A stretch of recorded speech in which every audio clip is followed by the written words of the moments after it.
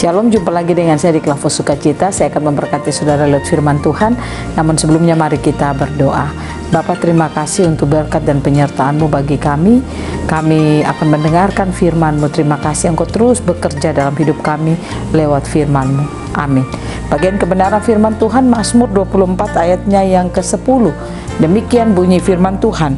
Siapakah dia itu Raja kemuliaan? Tuhan semesta alam, dialah Raja kemuliaan. Demikian jauh bacaan firman Tuhan. Pencinta Klavos yang diberkati Tuhan, ada banyak orang percaya kepada Yesus, ada banyak orang Kristen, dia mau supaya perjalanan kehidupannya dia mengalami yang baik dari Tuhan. Saya katakan bagi saudara, tidak sulit untuk kita mengalami sesuatu yang baik dari Tuhan, karena Tuhan telah menganugerahkan kehidupan Yesus Kristus bagi saudara dan saya yang percaya kepadanya untuk mengalami segala sesuatu yang lebih baik di dalam seluruh kehidupan kita. Dan dia mau saudara dan saya di dalam perjalanan kehidupan kita, apa yang kita lakukan, apa yang kita kerjakan, apa yang kita perkatakan, apa yang kita lakukan di setiap perjalanan hidup kita, dia mau supaya kemuliaannya itu nyata melalui hidup kita. Nah, oleh karena itu kita bersyukur bahwa Allah yang kita sembah, dia adalah Raja yang mulia. Karena dia Raja yang mulia, kemuliaannya telah dia nyatakan melalui anaknya Yesus Kristus. Dan itu telah diberikan bagi kehidupan saudara dan saya sebagai orang-orang yang memiliki roh yang baru, yaitu roh Kristus, sifat kemuliaan itu telah kita miliki dalam hidup kita.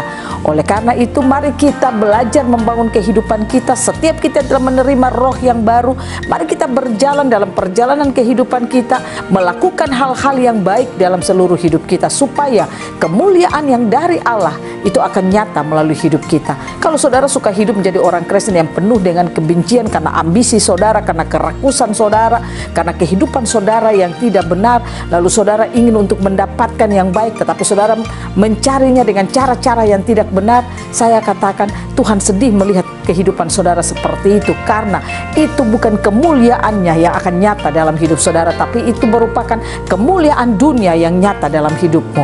Oleh karena itu kita bersyukur kalau kita memiliki Allah yang mulia. Firman Tuhan katakan, siapakah dia Raja kemuliaan?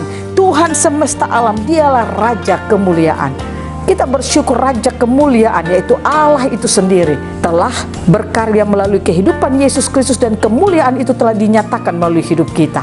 Mari kita hidup sebagai orang-orang percaya yang menyatakan kemuliaan Tuhan.